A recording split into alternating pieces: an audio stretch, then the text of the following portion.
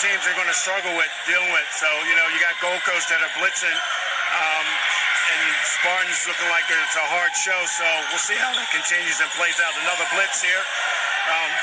And that's a dangerous blitz because that's what Mason Amos can do all day. So good read by him instead of rolling and flaring to the 45 for that. And Kamu off at the same time, especially with Amos back on the floor, Steve. Yeah, look, I think this is probably a good opportunity for Spartans to put some pressure on the rim inside.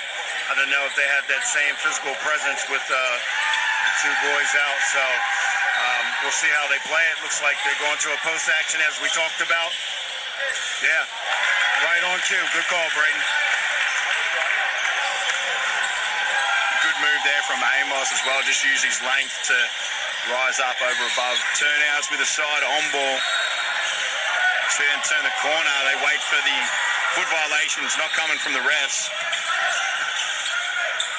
Claveri finds Kamu at the top of the three-point line.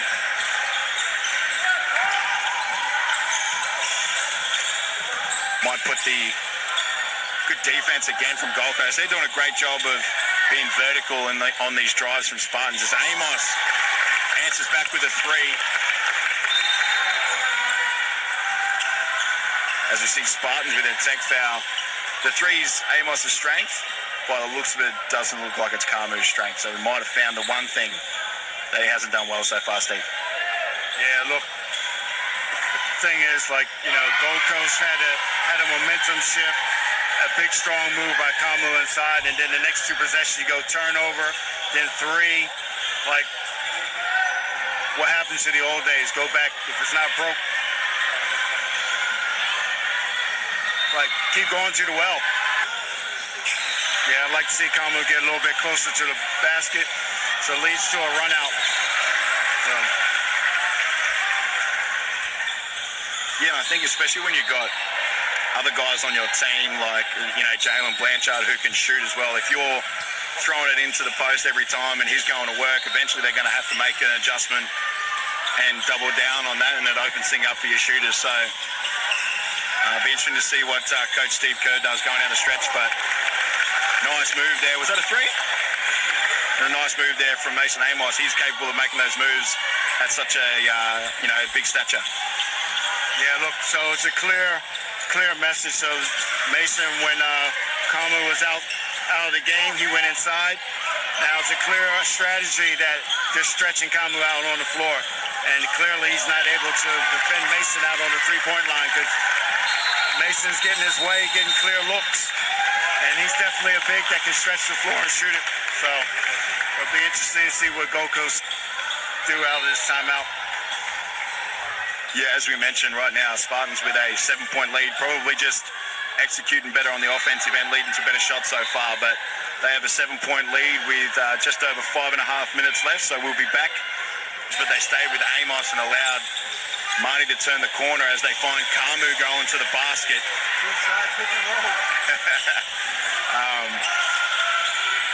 Yeah, I don't know what that last on-ball coverage was from Gold Coast, but Amos with a step back. Nice. They're long two. Nice move there from Mason Amos, but I love the Amos, another free jumper. I think if I'm Gold Coast, Steve, especially when there's another person in the corner for Spartans, I'm rotating off them and let them shoot it rather than Amos have a wide open jump shot. Yeah, nah, you can't. Looks like they went to a zone that last possession, so yeah, you can't. Someone else has to beat you right now. Like, so you got to do whatever you got to do to get the ball out of Amos's hands because he's feeling good about himself right now, and rightfully so. Good timeout here. Great effort there from Xavier Cho to get the deflection as Marnie gets the steal from Spartans, and they're off to the races. Find Amos going towards the basket. Great transition off the defense there from Spartans. They lead 39-31.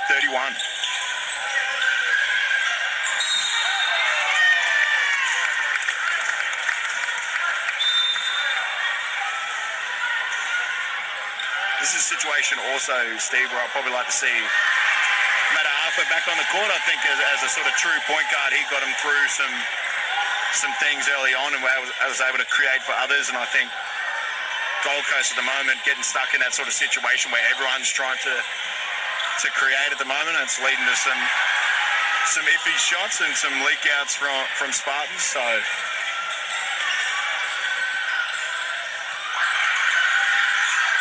Gold Coast still look to blitz as Xavier gets to the bucket. Great drive there from Xavier Cho as we see him continue to give the Gold Coast problems going to the bucket.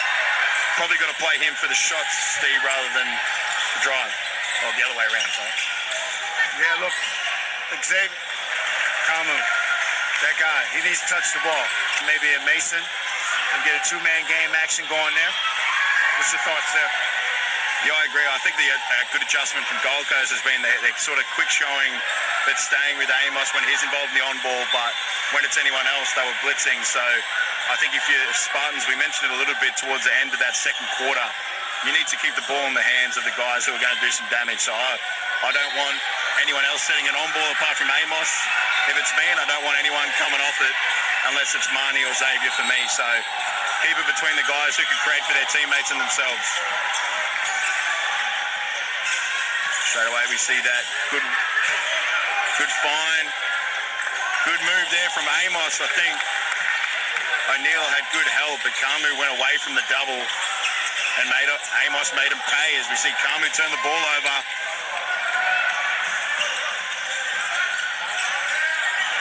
The Spartans with a bit of momentum after the timeout. Still trailing by 3. I think it allows Gold Coast to kind of stay on Amos and double everyone else and put pressure on guys like Marnie and Xavier Cho, because not many other people from this Spartans team can create their own shots. So I think you need to have Amos involved in almost every on-ball.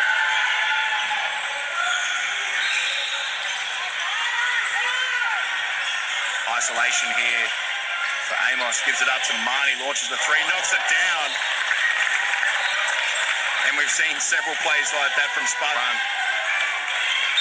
We've seen tonight, Steve, their verticality in sort of guarding those drives to the basket have been good from Gold Coast. Probably, saved 8 to 10 points so far this game. Yeah, I guess the thing I'm really liking about that is the referees are actually reading that and allowing the athletes to make some plays defensively. So I'm liking how the game's being officiated, to be honest. They're letting them play, and to your point, yes, the verticality has definitely been in play. So I'm loving that. And down the other end, Mason Amos responds with a bit of an isolation 3, knocked down on Kamu. As we see Tarima able to get to the foul line for Gold Coast. I love the sort of energy between the two big fellas. Mason Amos knocks down that 3 on Kamu, and Kamu smiles and goes down the other end. So love that battle between two of the key.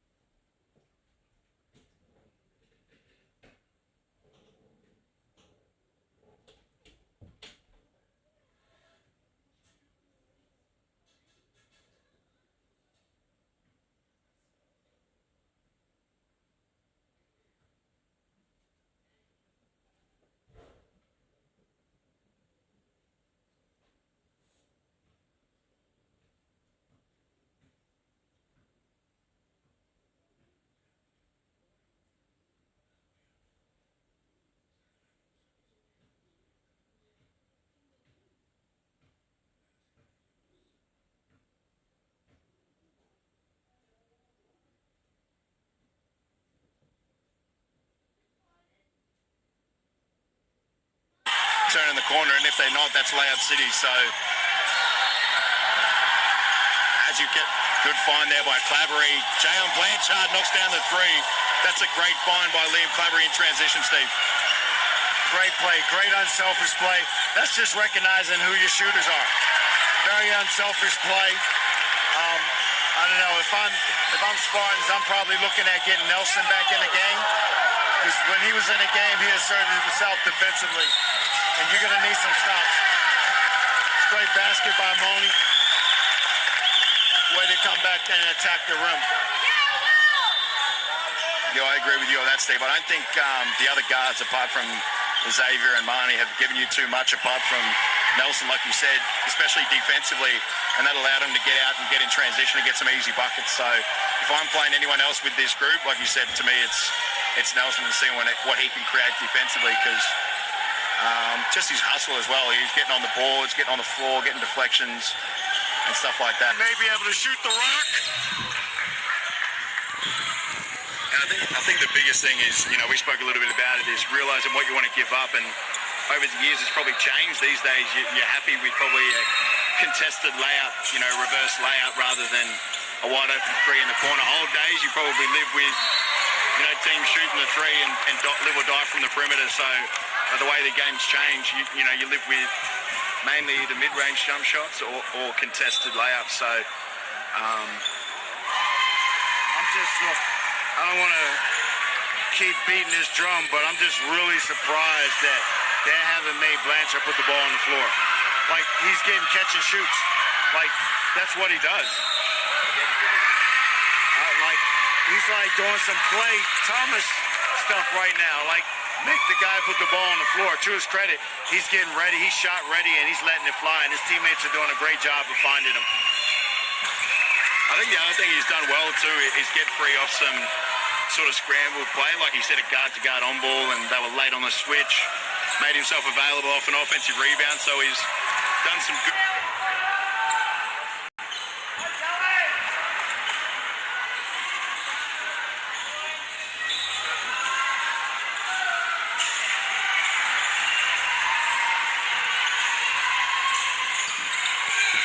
Good quick rotation to Amos there from Gold Coast. Again, you can't help off the main players. Make those guys in the corner shoot the ball.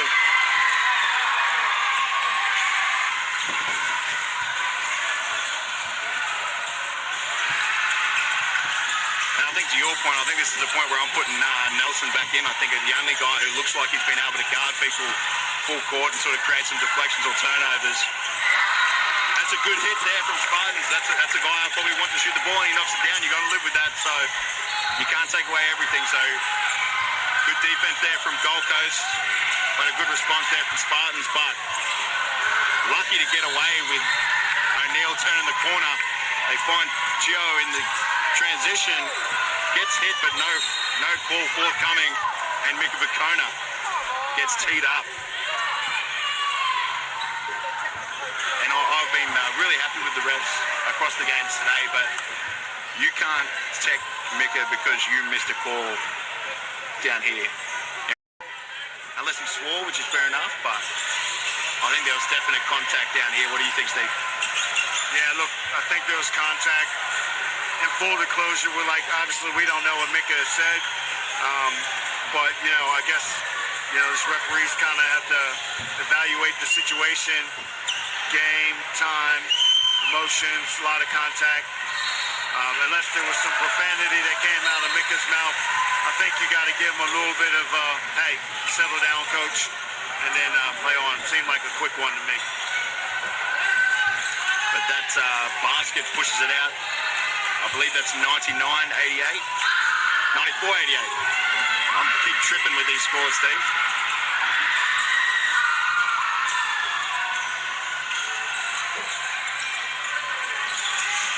As you see, Amos. Again, that's just a situation. Knowing the refs these days, Steve, as soon as you put your hands down, they're going to call that immediately. He's done a good job all game of putting his body in front. That's all you need to do. And now the worst case scenario, if you're Gold Coast, you send them to the foul line.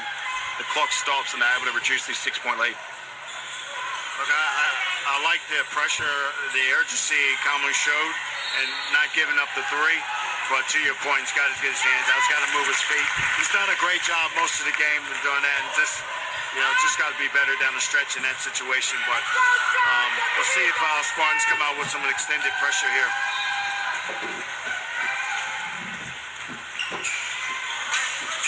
knocks both down, closes the deficit to 4 with 1:14 left. Critical possession here for both teams. Let's see what the Gold Coast foul again. Gold Coast will run this game out. A good performance here from Gold Coast, but both teams a great grand final. The Gold Coast will take the 101-93 lead. Just too good at executing and doing the simple things as far as